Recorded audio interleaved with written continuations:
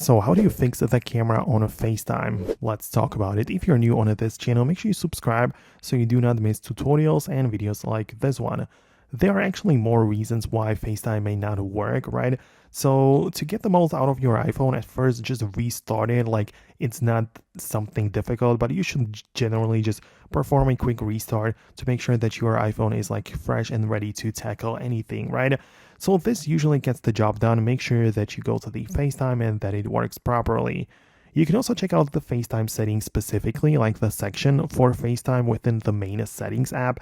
And in there, make sure that, for example, it uses the cellular data. If you use that, right, make sure that you have the FaceTime turned on and all of the other things which you need. Make sure that it's all set up properly so it all works well for you.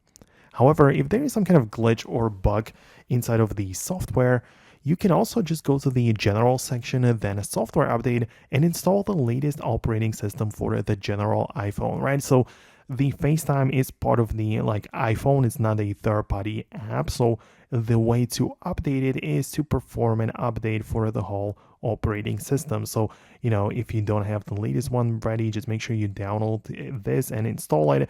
And if there's, again, some kind of glitch or something, it should be fixed with that. So let me know in the comments below if you managed to make some changes or if it got fixed on your iPhone. Thanks a lot for watching. Hopefully I get to see you later in the next videos. That is only if you subscribe, so do that, and I'll talk to you later in the future tutorials. So stay tuned and I'll see you then.